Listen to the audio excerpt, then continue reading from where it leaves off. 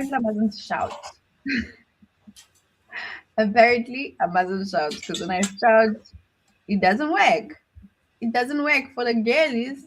And apparently I'm also frozen because I'm looking at myself in another camera. So I was frozen for 2 seconds. But hello, good people! Yay! Nyaki just told me that when I shout during lunch and learn, it cuts out. So now I've got to do like, what's that guy's name? He makes a lot of money and his show is after his name. And what's his name? Seinfeld. Seinfeld does like the shouting, but like his voice is still like monotone. So I've got to do one of those shouting things. But hey, everybody, welcome to Lunch and Learn. We're so excited to have you with us. We're live on Instagram, live on LinkedIn, live on Facebook, and we're live on what did I miss? YouTube. For the girlies, the only thing we have to get right simultaneously is TikTok. Please. For the girlies. Nyaki is joining us in the dark from Johannesburg. I'm joining you from the, from the light.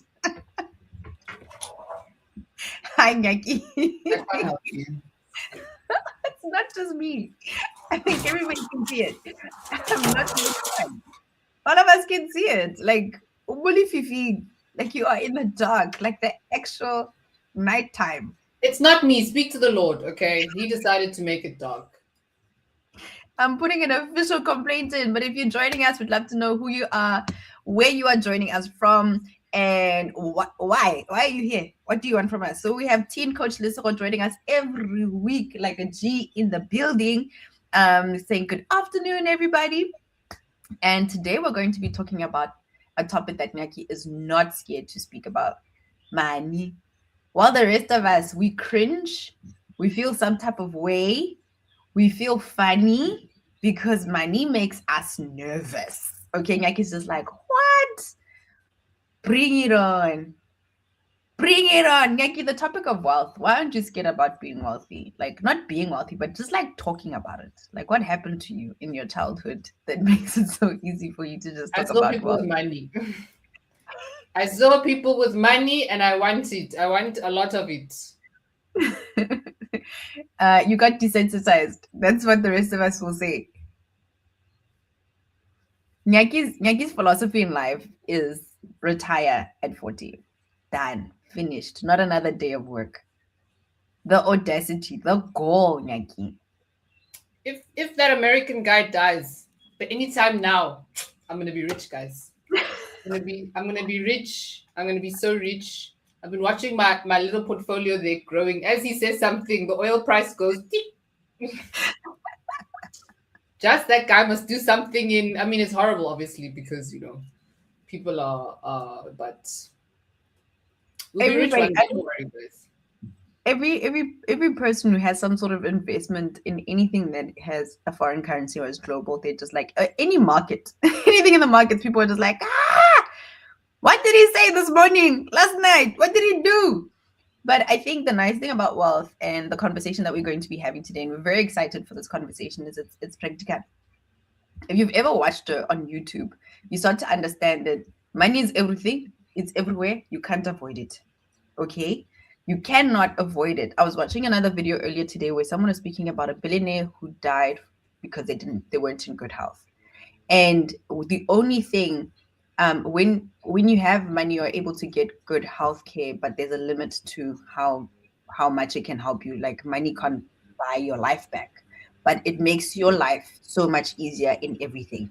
So the conversation goes from your credit score to your car, picking the right bank account, picking, knowing the pitfalls of which house you're buying and the process of buying a house, to your investments, to everything, right? Today's guest has made money and the conversation of wealth very understandable, and coming from a professional where we are just like, we're scared to speak to chartered accountants, but this specific one is just like, you know what, you've made it so accessible to all of us. You've come and you've made it easy for us, accumulating more than 150,000 subscribers on YouTube.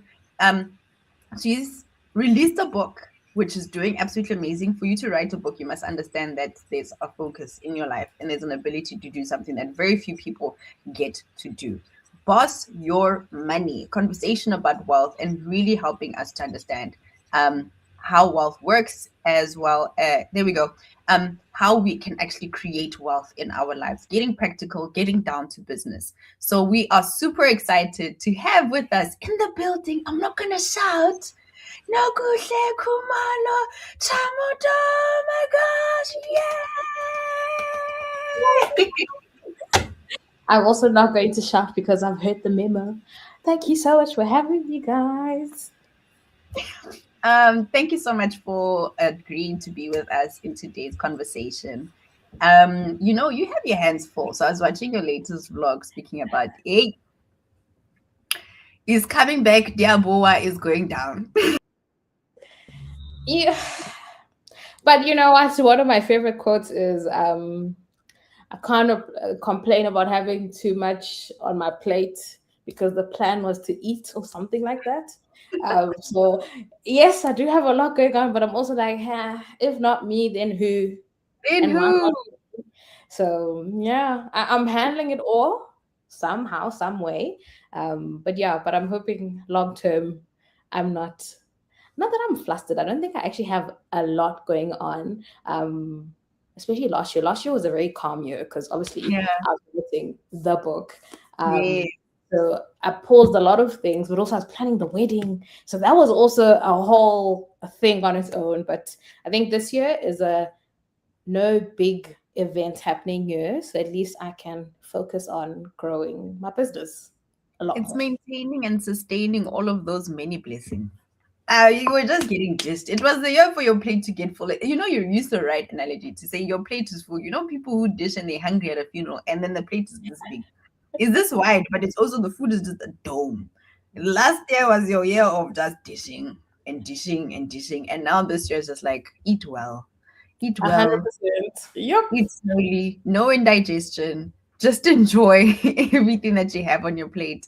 Mhm. So for people who don't know you and are meeting you for the first time, who is Nokuhle?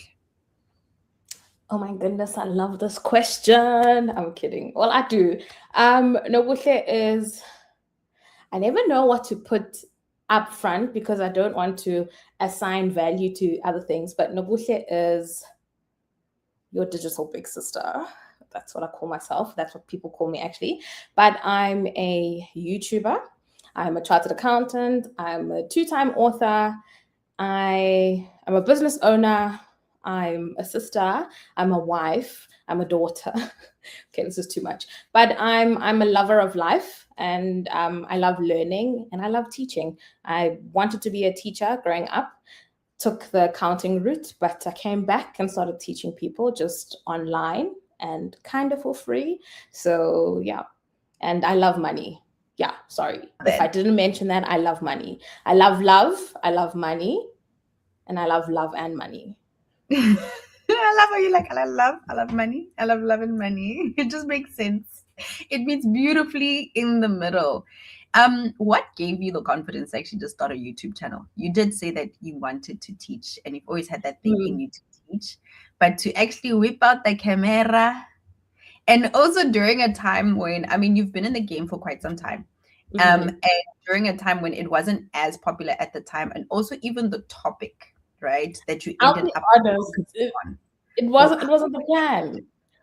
Like I don't want to lie to you and say, oh, I thought about it and I wanted to. No, I my YouTube was a lifestyle channel. I just wanted to vlog, and the first few videos on that channel are just me spend the day with me. My boyfriend was in the vlogs, who's now my husband. My best friend was in the vlogs, but it was just a digital diary. I wanted to preserve my memories for myself, but also for my kids, because I always say that's the one thing I really want to be like a mom.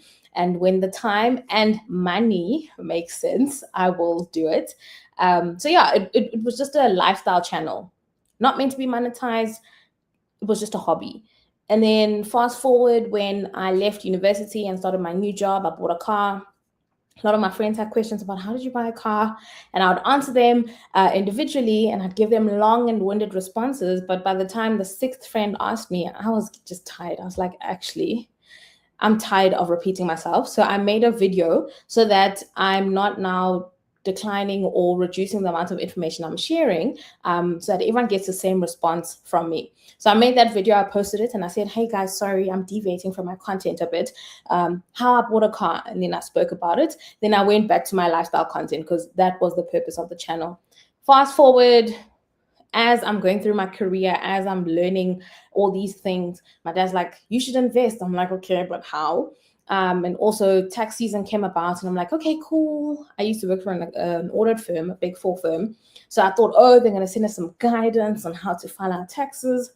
It never came. So I was like, if I'm struggling with this, I don't know how to invest, I don't know how to file my taxes, but I'm a whole accounting graduate training to be a chartered accountant. What about my friends who are in the health industry or my friends who are in marketing? So I was like, let me figure it out. And then once I figured it out, I'll make a video. Long story short, the personal finance videos started getting more popular than my lifestyle ones.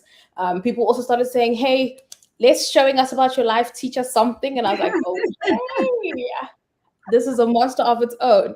And then I moved my lifestyle content to a different page. So I still do that. I have a couples channel with my husband. I have a diary on the side, but then the main one is about money, personal finance, and learning about it. So I love how the audience lead you to that. It's such a good way to find like your thing. And I completely agree with you. Okay. So when I was studying, so I started off on the CA route. I was like, nah. As soon as I saw those auditing books, I was like, no, it's fine. I bought them. I did auditing one, and I was like, Kasham.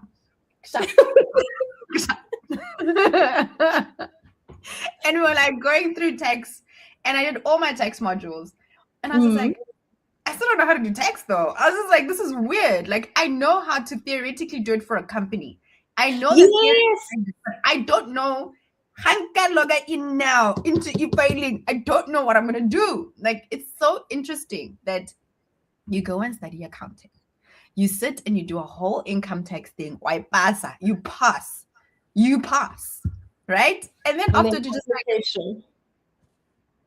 so practically, where do I go? Like, what do I do? And I love that you went and found the answers out for yourself. And then as you learn, you teach. As you learn, you teach. And that journey of it becoming something that you did regularly and people having the demand for it is the best way to grow. And you've done a lot of growing, ma'am. You've done a lot of growing. I mean, I hope so. But yeah, and I'm so glad that you can relate, because it actually gets a bit embarrassing because everyone's like, oh, you studied accounting, you're going to do this for us. And it's like, actually. And when people hear chartered accountant, I think the assumption is always good with money, planning, management, and all of that. And trust me, we are great. I almost said they as if I'm not part of them. They are great. However, people also need to realize that there are different finance professionals for different things. And that's one of the things that I actually spoke about in Boss Your Money, because I felt like a lot of people would ask CAs, how do I do this? How do I do this? And funny enough, some of my friends would also be like, so how are we meant to do this? And the point is, just because someone is a CA, very prestigious and everything, 100%. However, we focus more on companies and corporate structuring and corporate finance. So we can do that blink of an eye. However, when it comes to personal finance, a lot of people just are limited to what they know for themselves. And like what happens with their parents. So if you were to ask someone, for my retirement, should I do this or should I do that? That's a very technical question, and they might not be able to help you directly. They can tell you what they're doing, but it doesn't mean that you should apply the same thing, because you guys have different balances, different risk appetites, different plans after retirement. So in Boss Your Money, I'm like, guys, I'll tell you, these are the people. This is what they can help you with, because you have a financial planner, you have a financial advisor, you have auditors, internal and external. There's a lot of professionals available, but a lot of people don't know who to approach. And also you're scared that everyone is just so expensive. So let me just figure it out. But money is not something you want to just figure out. You actually need to learn it, because it's a skill. But It is a skill. And it's so funny that we all have to deal with money every day. Whether you're dealing with rands, cents, thousands, or millions, every day you are dealing with money. Your Mm-hmm. child gets stuck money. You have got your coffee or your snack money. You've got your salary that comes every single month, but it builds up to something. It builds up to a house, a car, affording groceries, petrol. It's all of those things. And when you talk about retirement, something we can't see, feel, or touch until it's too Mm. late. Until it's literally too late for us to see, feel, or touch it. Those are all such important things. But I love how you say that money is a skill. And just because you have money and you spend money doesn't mean that you're actually skilled with Mm-hmm. money. Love that. So now there's this gap, ma'am. Help us explain. You had the YouTube channel, it's growing. Kumnati, we're having fun. Ooh, got YouTube channel, I got followers, I got subscribers, I got views. When did it actually turn into a business for you? Or when did you actually see that, wait a minute, this thing can actually be something? I think it was during COVID. So COVID was like obviously it was a very sad time and people died and I even lost people. So not a really great time. But in terms of YouTube and the online space, that was a really big rush. It was a great Explosive. time to be online doing stuff. I was seeing TikToks and people are dancing, saying I'm dancing so that in 2027 I get invited to Coachella. And I was laughing. I was like, hey guys, I know a lot of people are like, Ish, if only we jumped on back then.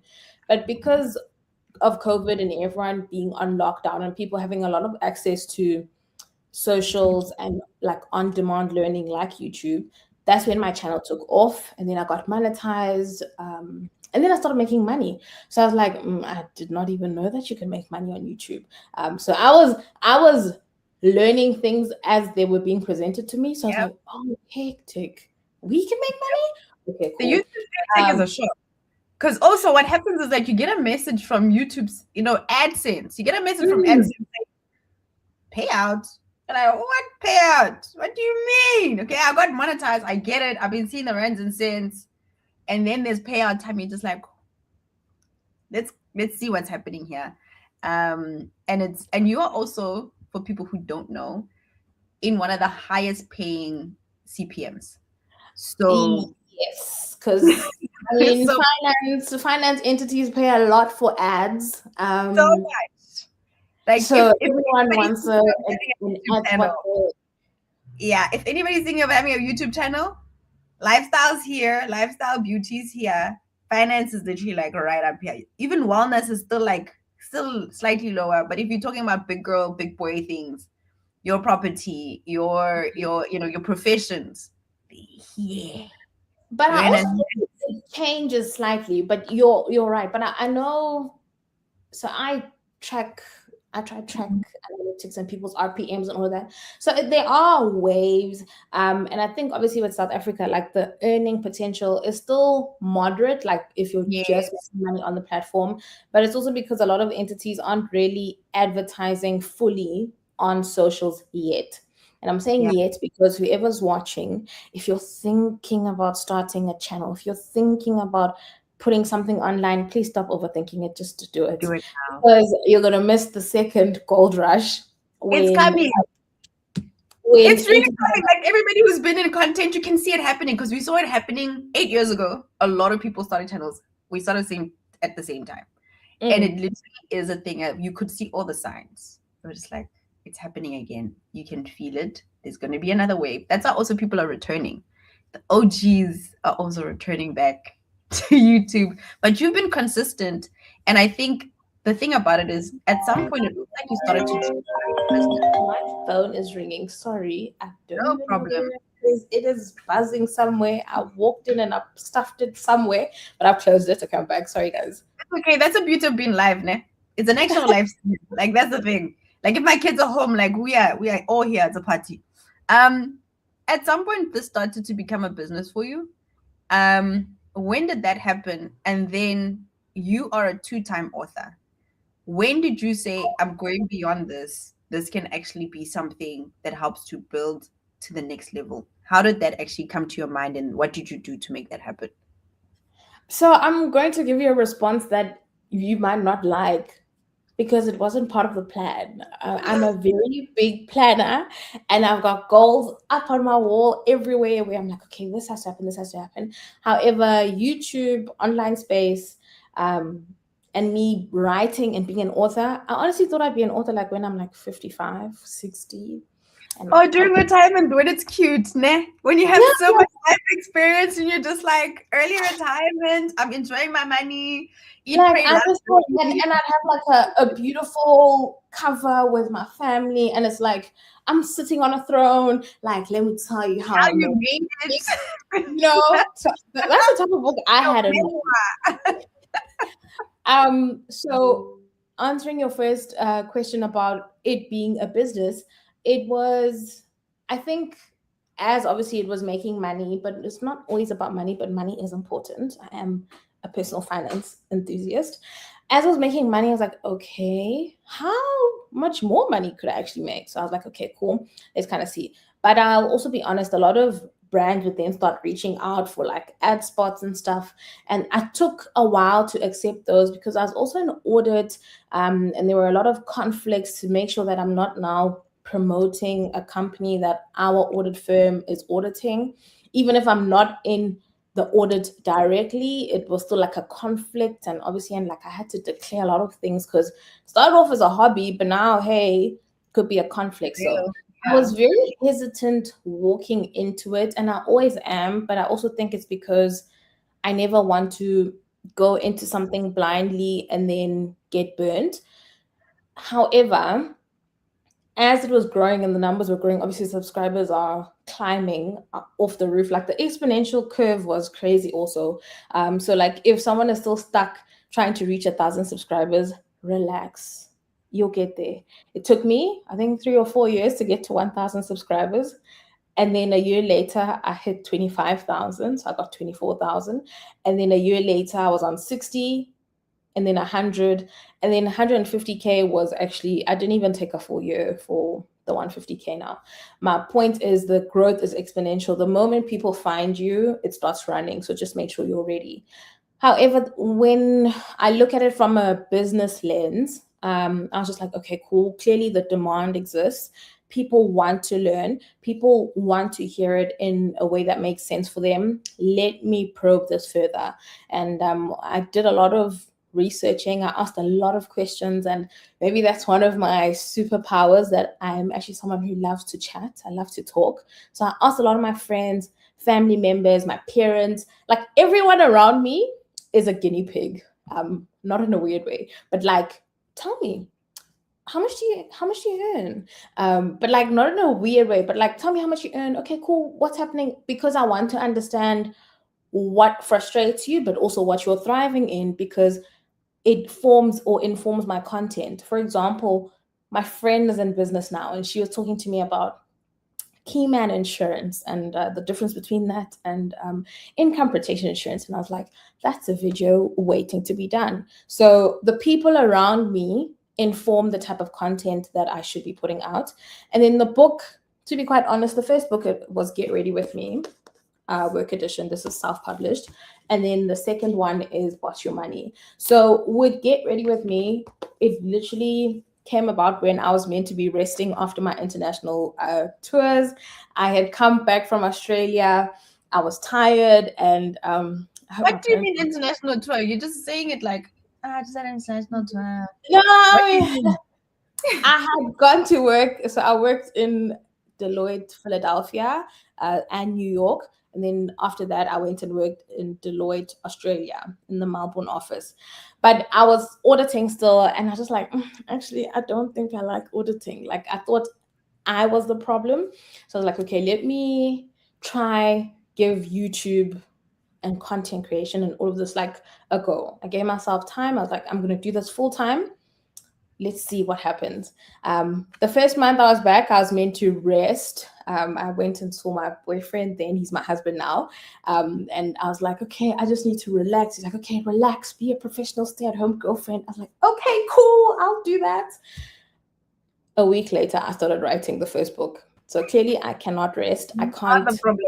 You are actually the problem, just not in the area you thought you were. I definitely am. And the reason I wrote the book was because I actually don't watch YouTube. So as much as I'm a YouTuber, if you catch me on the Red app, it's because I'm uploading something and then I'm out of there. So I was like, if I don't watch YouTube, there must be other people who also don't watch it. So I was like, okay, how would this content reach me? Because whenever I make content, I'm not trying to be the smarter person in the room or teach for the sake of teaching.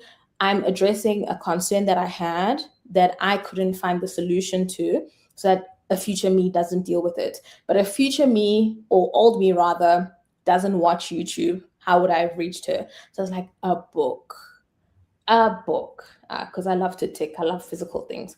So Love it. that book then led to this book. And this book was because the other one was specifically for university students. Basically, you're jumping from university into the workplace and you don't know what to do. It's very practical, go straight to the point, but it only addresses that transition.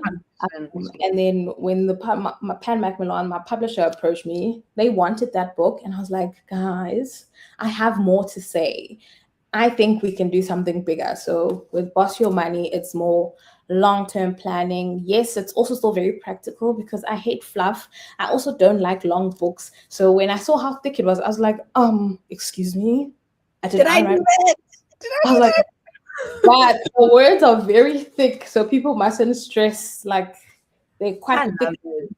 We don't even use whole pages. You see, like we have 2 pages just to break the parts. So it looks daunting, but I promise you, it's as cute and sweet as the cover looks. But that one was more long term. Like, okay, I want to build as a South African. What do I do? Who do I speak to? Where do I start? You won't walk out here with everything, but you will know exactly where to start. You'll also know who to speak to if you want to take it further, and you'll have the questions, because I think a lot of people don't know what they don't know, and they don't know what help to ask for. So this, we plant the seed, and if you want to research it further, go ham. Love You know it. where to start. Love it. I love that. So now that you had more to say and you put that out there in the Mhm. world, what, I know this is such a bad question, but it's also such a good question. What are, how will I put it? I don't want to say your 2 favorite parts, but I would say Okay. if I haven't bought the book, what are the 2 parts you're excited for me to see? If that makes sense. Um, I'll give you 3. 2 or 3. Your parts that you're like, I'm so excited for you to read this. Girl, you need to read this book.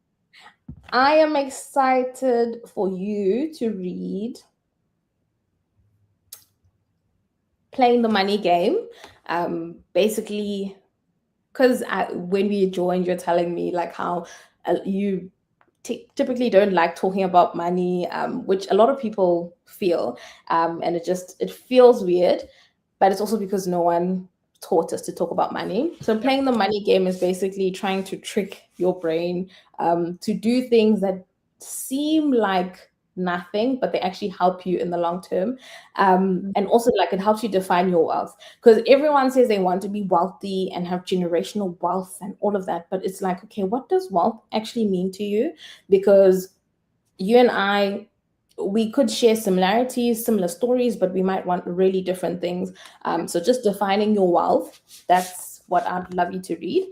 I'd also love you to read the one about having children, so that you can tell me if you agree or disagree, and then you must tell me, because What I need about to. it? What about it? I mean, there's so many. I get was that. quantifying. I was quantifying how much it costs to have a child.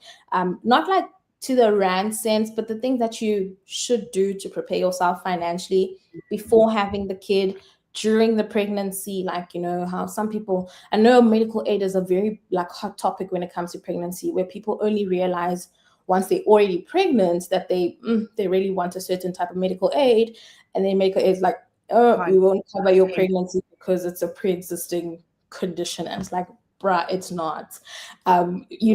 So I talk about that, but even after, like, once you're raising your kids, even teaching them about money, because I know with pocket money, we used to get cash in hand, and it was like, okay, once this 10 rand is broken up into coins, you're going downhill. And then, whereas now a lot of these schools have these digital type of tokens where kids can have their wallets topped up.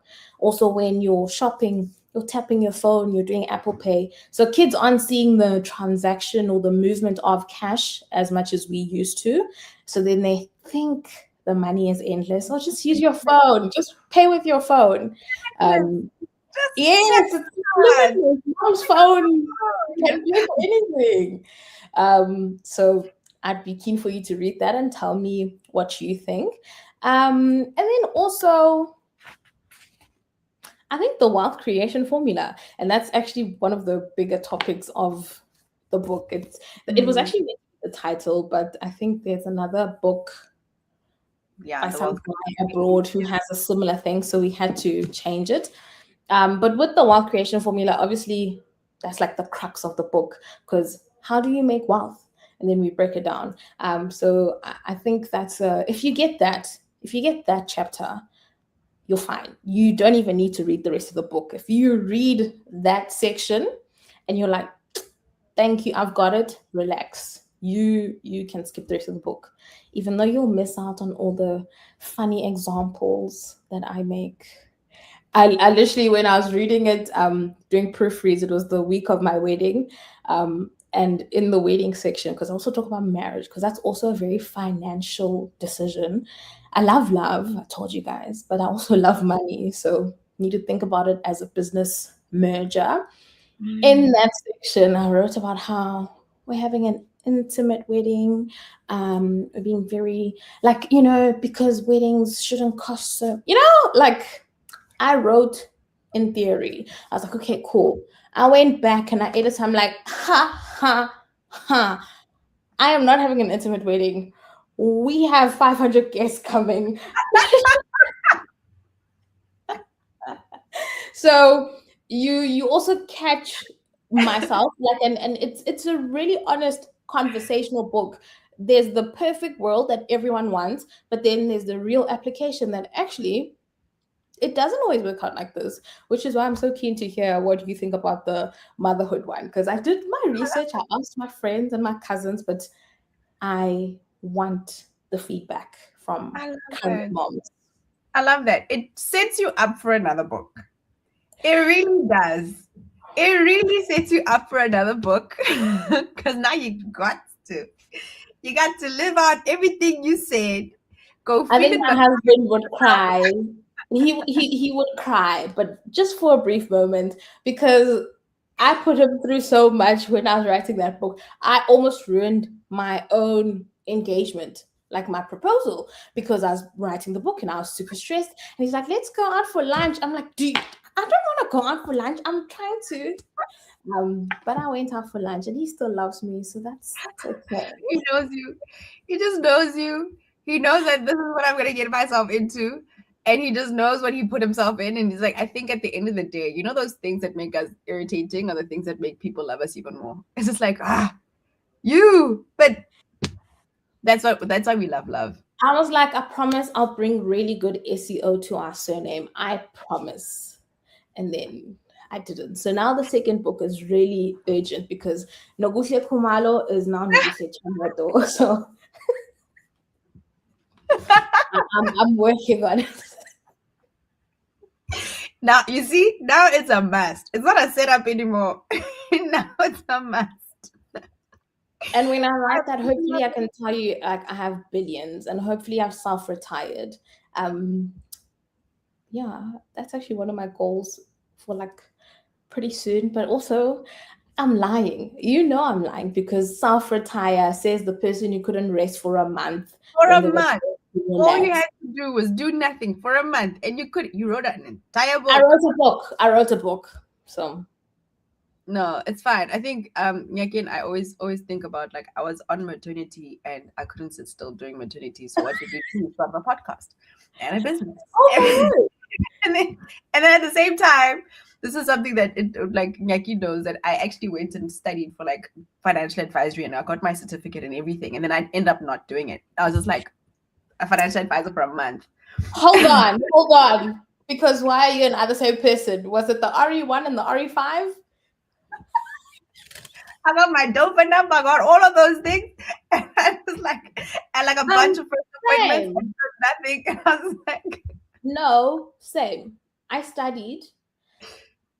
got everything. And then I was like, do I really want to subscribe to another type of like professional body with like new regulations? And I was Oh my like, God. nah. I also just Right. realized that I didn't want to be a financial advisor. You wanted the knowledge. You it wanted to wasn't. know yeah. You wanted to know how it works. And I love how what I'm learning about you is firstly from the book, how you making money practical in that it's in your marriage. It is a financial conversation that you're having. It is a merger of two companies. Two financial entities are coming into one, right? It's not just the marriage contract that everybody talks about. It's like, hey, listen, household income, your house is a business. That house is a business, right? Talking about kids and talking about, I mean, some of the videos that do so well for you is like car choices. And, sometimes it's actually worth it. And I love how you can go back and say, okay, technically, theoretically, it was supposed to be a small wedding because, when I thought about it, it was supposed to be small and we take all that money and then put it somewhere else. But then when I actually had to what is that I don't know if it's Chinese or Japanese, but it's a proverb from Asia about you can only cross the river by feeling on the stones. You went to feel the stones yourself. You put your feet in the water, you felt it for yourself, and you're just like, okay, actually now that I'm feeling myself. But I also want to say that I think whenever I am making these like financial decisions, I always ask myself, what's really important? Like, why am I doing this? What's the reason? Because a lot of people approach finances or financial plans or adjustments like some diet. It's like, okay, let me just focus and do this for like a year, and then after a year I can go back to being normal, and you're going to crash and burn. So I'd like to do something that, hey, I can live with this for the rest of my life. So even with the wedding, I was like, based off of my money and my budget and what I have saved, this is what I can afford. That's what me and my husband can afford, okay? And then both our families, love both of them. Our families are so similar, but so different, but so similar. So when we were handling both of them, it was just like, oh, which side is it? Yours or mine? Okay, cool, whatever.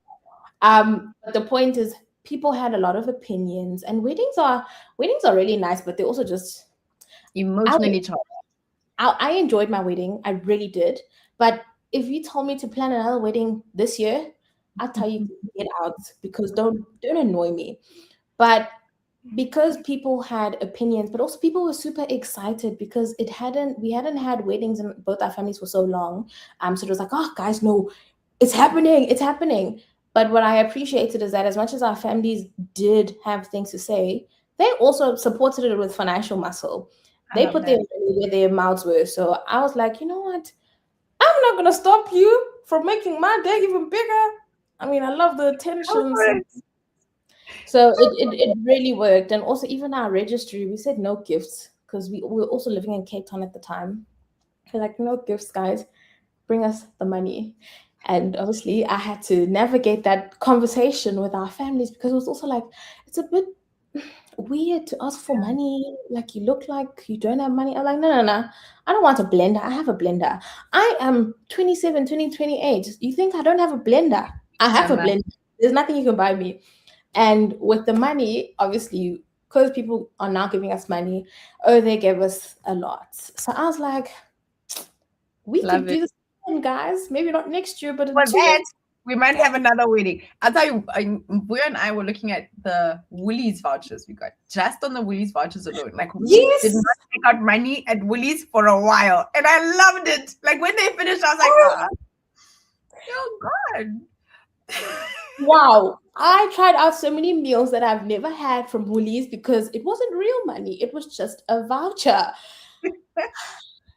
No, so shout out to people who do that. Yeah, but also even like with money, I think when people avoid having money conversations is because they don't know how to frame them. They don't know how to bring them up without making the other person feel some type of way. So even in the book, like when I'm like, okay, I know you might want to ask for an anti-nuptial contract or think about it. Don't just say, hey, I need you to sign the prenup, because a lot of people call it that from America. That's rude, because that would also annoy me. As much as I'm a very comfortable person, but excuse me, what?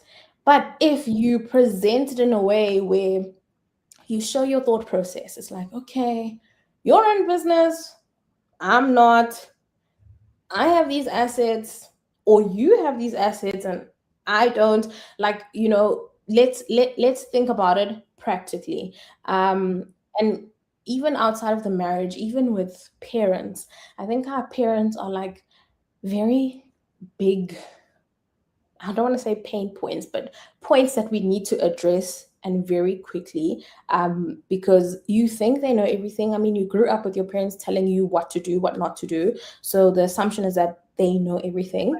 I think I was like, I think I was 26, 25, 26, when for the first time in my life, my dad said he doesn't know. And I was like, oh my word, there is a limit to the knowledge.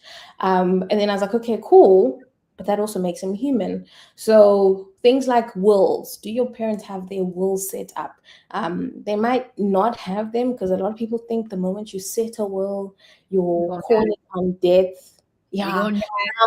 You're now you're also motivating people to kill you because you've chosen them. Just address the conversation. Wow, it's the way you present it.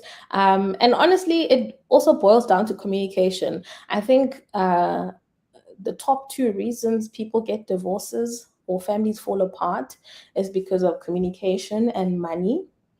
So the money aspect, I definitely try to dive into, but the communication, I also touch on it a bit in Boss Your Money. Obviously, I'm not a psychologist. I don't study human behavior, so I can also only speak to the things I've seen, the things I've learned. Also, shout out to TikTok, because people get on there and share their whole lives, and then you're able to dissect, and you're like, this is a bit flawed. This is great. So that also helps with the knowledge share, which I hope people are also going to get from this conversation. But because money is such a big thing, people need to learn to talk more about it, because if you avoid it, you assume a lot of things, and assume you make an ass out of you and me. Someone said that joke to me once, and it wasn't funny, but I was like, I get it. So don't assume when it comes to money. Ask questions. And even when you are buying a car or a house, you are part of that transaction. It's a mutually beneficial thing. Don't be anxious and super grateful that, oh my goodness, they gave me the approval. Let me not ask too many questions before they change their minds. Let me just keep quiet. No, ask the questions, because you will pay for that until you're so tired, and then you'll be like, oh, how could I have done this better? And I'm saying this as someone who made a blunder with my first car. It wasn't terrible. Like, I could have lived with it, but when I saw the stats, I mean the statement rather, and obviously the excitement had moved away, I was like, excuse me, what? What did I the balloon payment? What?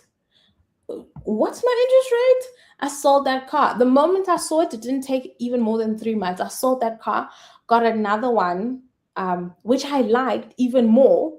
And it was still more affordable than this one, just because, yeah, I spoke. I was like, no, I don't want this. Let's drop this. No, let's also shorten the period so that I'm obviously not just in debt for a longer time. So talking helps a lot. Saves you money. I love this conversation, and I'm so happy that we had it. And it's so easy to have a conversation with you as well. I also feel like I'm just talking to myself. Like, I feel like we have so we should have done this way earlier. So I'm telling you, long ago. We should have done this a long time ago. So I want to know. So because we're talking about money and we're talking about you and now business, right? What I'd love for you to end with 2 things. Your last word on the women listening who are here. We always say in the club, like, you're building a business, you're not building a business so you can struggle and make minimum wage. Like, you're here to make real money, okay? So, what would your advice be, or your last word be, to the woman who is trying to make her own money, and then, and then the one from your book, a line from your book, or something about your book to motivate somebody to go get it and boss your money? I'll start off with the line from the book, and then I'll speak to the woman. I can't remember what page it is, but there's a line in the book that says, "Your salary is not designed to make you wealthy." Yeah. If Yep. if if everyone was going to get wealthy just off of whatever that they were doing at their job, no one would come back to the job because you're wealthy and you can, live without the job. So it's enough to sustain you, potentially to excite you, but it won't make you wealthy. It won't give you what you're really hoping for. And also another thing is, which is also in the book, you can't save your way to wealth.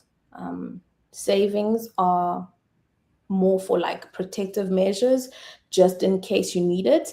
But you are not going to save yourself into being a wealthy person, unless if you were already a wealthy person and then you have less wealth, so you've saved because you've lost money along the way.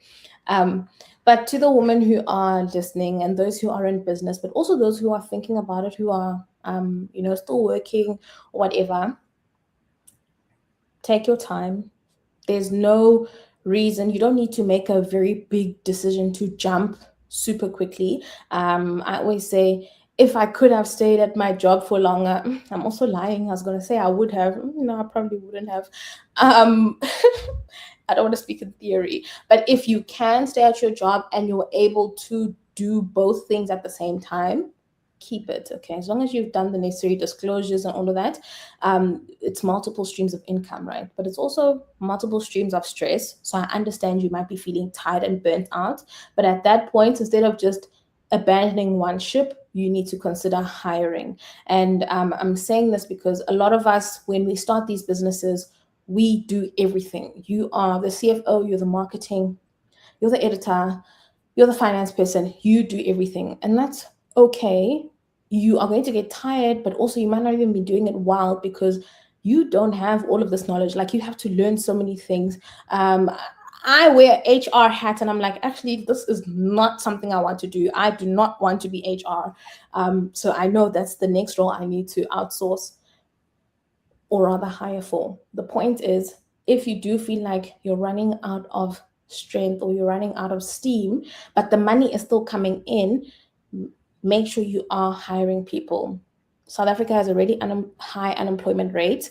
And yes, people are waiting for the government to do things, but as small business owners, that will grow into big business owners, because we're not going to stay in this category forever.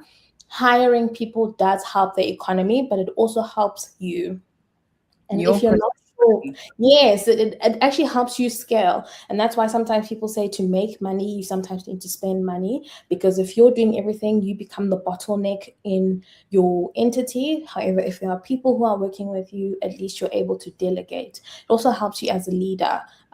So don't shy away from that.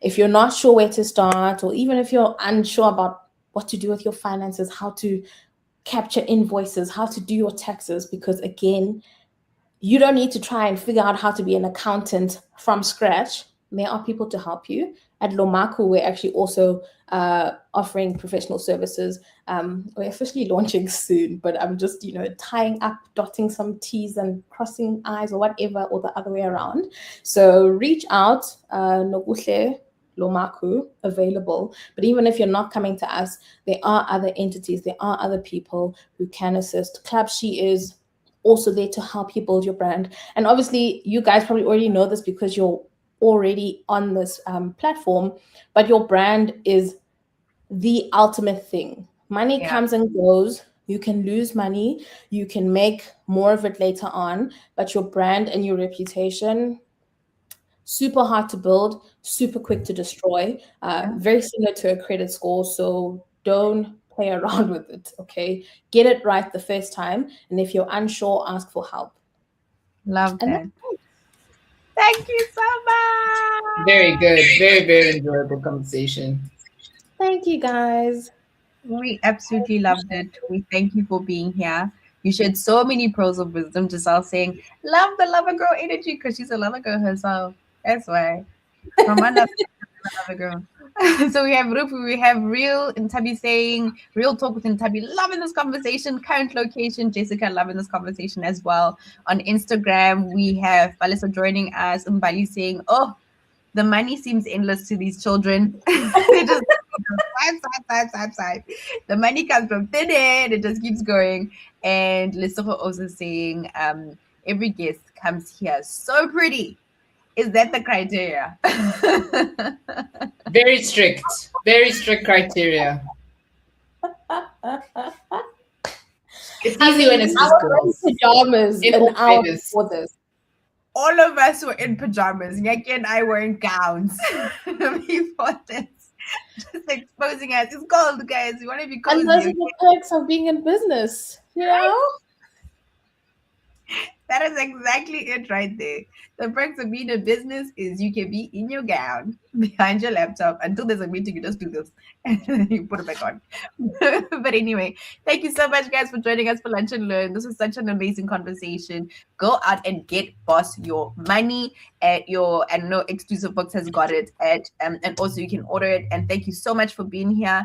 Nokuhle, you are absolutely amazing. We know that big things are coming, like you said. Nomaku launching, you just keep rising and growing. I would love to see what your new vision board looks like ever since now that you have life has changed. Jiggy jiggy. Wish me luck. I'll make it work. Wish me luck. But also because I love money and I need to protect people, guys. If you do want to grab a copy, I think Take a Lot currently has a special. So yes, so that's obviously you can get it anywhere, but I mean I care about brands as well. Okay, so Take a Lot. I know they have a special right now. Thank you so much. Thank you, everybody. Thank you. We'll see you at the next Lunch and Learn. Don't forget to tell your friend and tell your friend and tell your girlfriends to join us for Lunch and Learn at 1 p.m. every single Friday. Nyaki, I forgot our intro banner. We have a whole intro banner. We're just too excited. We just jumped into it. So you guys, if you're seeing the replay, you'll see that there was a banner. But for the live people, you all know that we forgot it. Okay, bye. Bye, everyone. I'm frozen.